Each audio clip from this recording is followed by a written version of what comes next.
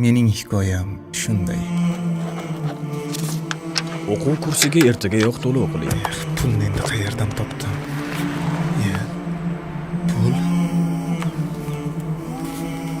Agar qalbingizdagi narsani maxfiy tutsangiz ham, oshkor qilsangiz ham Alloh biladir.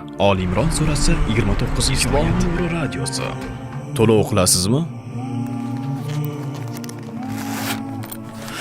Yo'q. Assalomu alaykum. Omonatingiz.